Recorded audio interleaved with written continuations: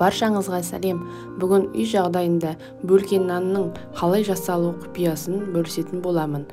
Видеоны соңына дейін қарап, мен каналыма тіркеліп кетуді ұмытпаңыздар. Бөлке нан үй жағдайында өте жұмсақ, дәмді, керемет болып шығады. Сондықтан да видеоны соңына дейін қарап, жасалу жолын көріңіздер. Әрине, керегі ең бастысы жоғарғы сұрыптағы ұн қажет болады. Ашытқы, тұз, сұйық май, басқа ештеңе, артық ештеңе қажет емес. Ең алдымен осылай ашытқымызды ұнға араластырып аламыз толықтай. Суымыз қатты, ыстық емес, қатты, салқын емес болу қажет. Сонда нанымыз жақсы көтеріледі. Суымызды құйып, қамырымызды иіреміз. Жұмсақ қамыр иіреміз. Наныңыз су көп болған жағдайда нан өте жұмсақ болады. Суыңыз аз болып қалса, наныңыз қатты болып, бөлке нанымыз көтерілмей қалады. Сондықтан да суды көп мөлшерде қосқан дұрыс.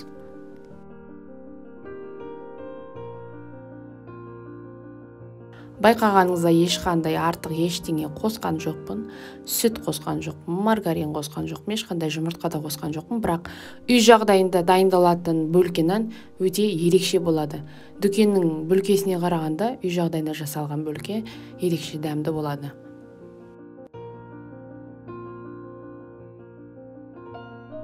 Күнделікті нан ашытып жүргенде қарапайым тәсілмен осылай иілейміз.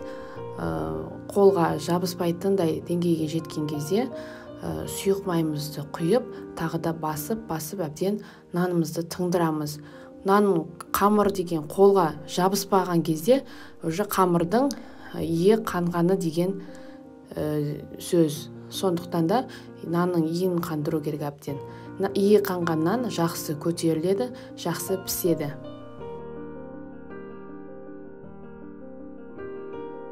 Міне осылай нанымды әбден иін қанғанша иіледім, басып. Енді бетін жауып, қақпағын жауып, 30 минутқа қойып қоямыз.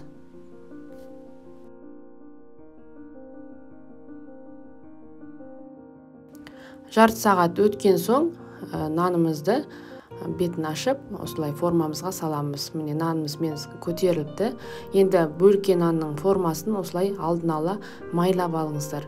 Себебі майланбаса нанымыз жабысып қалады. Мұндай бөлке нанның формасы кез келген магазиндерде сатылады, немесе интернеттен қарап көрсеңіздер болады. Ондай қатты қымбат тұрмайды. Өздеріңізге алып қойсаңыздар, күнделікті бөлке нан жасауға өте ыңғайлы. Қолымызды майлап, қамырымызды осылай бөліп аламыз да, форманы қатты толтырмай саламыз.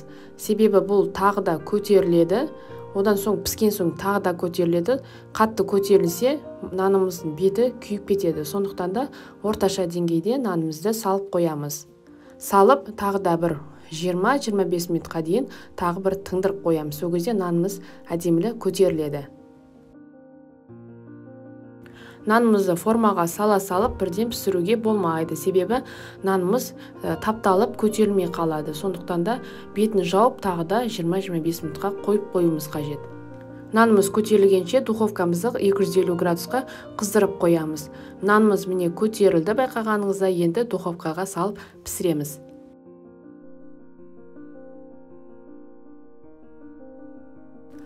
Бөлке нанымыздың жоғар жағы піскен соң, духовканың астыңғы бөлігіне қоямыз да 20 минутқа астыңғы бөлігін пісіріп аламыз. Сонда екі жағы бірдей піседі.